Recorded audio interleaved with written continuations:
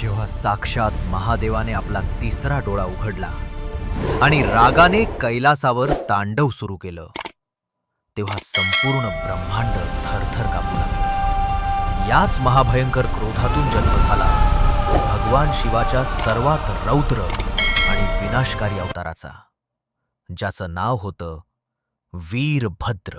नमस्कार मित्रांनो, कथा विश्वमध्ये तुमचं पुन्हा एकदा स्वागत आहे. आज आपण शिवपुराणातील ती अंगावर काटा आणणारी कथा ऐकणार आहोत, जेव्हा भगवान शिवाचा राग अनावर झाला आणि त्यांनी संपूर्ण प्रजापती दक्षाच्या यज्ञाचा विध्वंस केला. व्हिडिओ शेवटपर्यंत नक्की पहा. कथेची सुरुवात होते प्रजापती दक्षाने आयोजित केलेल्या एका महायज्ञापासून. दक्षाने या यज्ञात तिन्ही लोकातील सर्व देवदेवतांना आणि ऋषी मुनींना आमंत्रित केलं होतं. पण आपल्याच मुलीला म्हणजेच माता सतीला आणि जावयाला म्हणजेच भगवान शिवाला त्याने मुद्दाम निमंत्रण दिलं नाही. तरीही माता सती भगवान शिवांच्या सांगण्याविरुद्ध आपल्या वडिलांच्या घरी यज्ञात पोचल्या.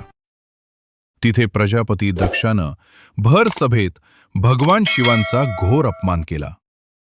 आपल्या पतीचा हा अपमान माता सती सहन करू शकल्या नाहीत. अत्यंत दुःखी आणि क्रोधित होऊन माता सतीने त्याच यज्ञाच्या अग्नीत उडी घेतली आणि स्वतःचे प्राण त्यागले. जेव्हा ही दुःखद बातमी कैलासावर भगवान शिवाला समजली, तेव्हा त्यांच्या दुःखाला आणि रागाला कोणतीही सीमा उरली नाही. महादेवाने रागाने भयंकर गर्जना केली.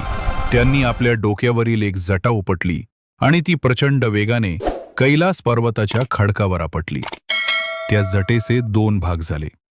एका भागातून महाकाली प्रगट झाली आणि दुसऱ्या भागातून प्रगट झाला एक अतिशय भयंकर, हजारो हात असलेला, काळ्या कुट्ट ढगांसारखा रंग असलेला आणि डोळ्यांतून आग ओकणारा योद्धा वीरभद्र. भगवान शिवाने वीरभद्राला आज्ञा दिली, जा आणि दक्षाच्या त्या यज्ञाचा विध्वंस कर. वीरभद्र आणि महाकाली शिवगणांच्या प्रचंड सेनेसह दक्षाच्या यज्ञमंडपात पोचले. वीरभद्राचे ते भयंकर रूप पाहून सर्व देव, गंधर्व आणि ऋषीमुनी घाबरून पडू लागले. वीरभद्रानं यज्ञाची नासधूस करायला सुरुवात केली. ज्या ज्या देवांनी दक्षाला साथ दिली होती त्या सर्वांना वीरभद्रानं कठोर शिक्षा दिली. कुणाचे दात पाडले तर कुणाचे डोळे फोडले.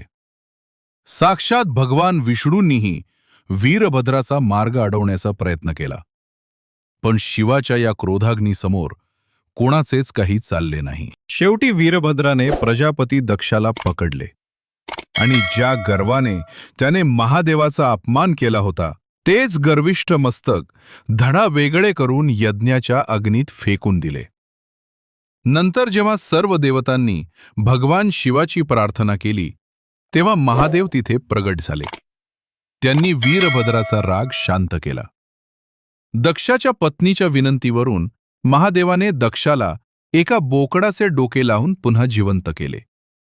तेव्हा दक्षाने महादेवाची माफी मागितली आणि त्यांना पूर्ण सन्मान दिला. मित्रांनो, भगवान शिवाचा हा वीरभद्र अवतार आपल्याला शिकवतो की जेव्हा अन्याय आणि अहंकार मर्यादा ओलांडतो, तेव्हा त्याचा नाश करण्यासाठी ईश्वरालाही रौद्र रूप धारण करावे लागते.